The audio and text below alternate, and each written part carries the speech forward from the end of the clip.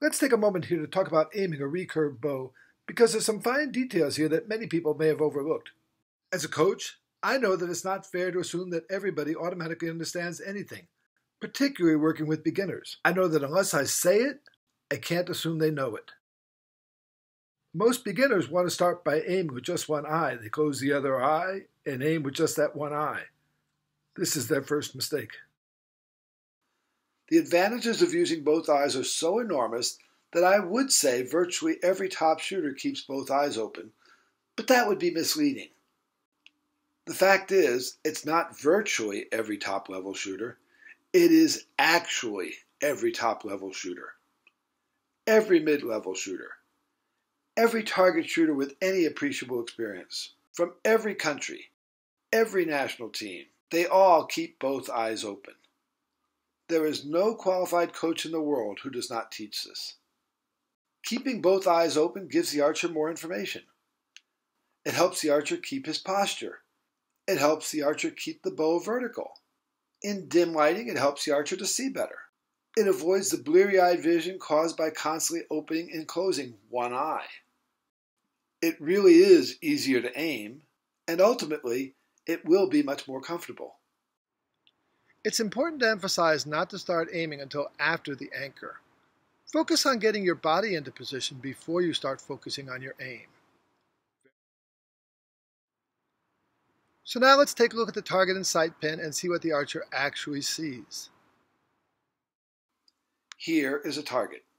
Most coaches will start a new recurve archer without a sight, so this is what they see. When we bring in the sight pin, this is what most people think they see. Or maybe for a beginner, it looks more like this. But all kidding aside, this is what most people think they are looking at. Let's talk about focus. If the archer focuses correctly on the target, then the target will remain in clear focus and the pin will get a little blurry. And if the archer focuses incorrectly on the pin will be in clear focus and the target will be a little blurry. Of course, those archers who focus on the pin are in for a surprise when they open that second eye, since they will see two targets. I've met some archers who went on this way. They didn't know it was wrong.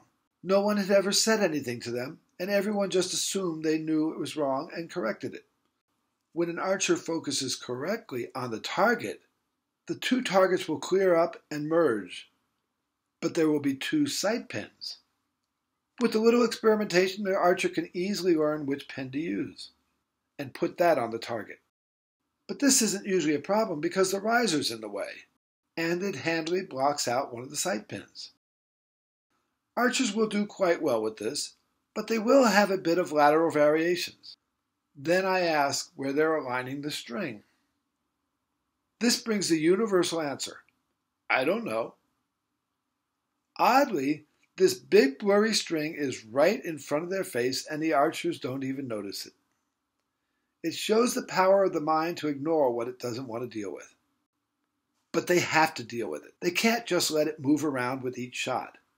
Most coaches have the archer move the string in their vision to one of two positions, beside the sight pin, or, as I prefer, to the riser.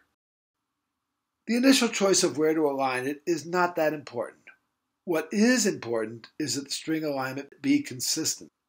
This is critical, and it will start to tighten up those lateral variations.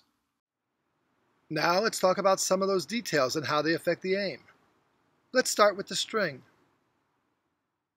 Once an archer has picked the location to align the string, it must be consistent. Moving that string alignment to the right will move the arrows to the left.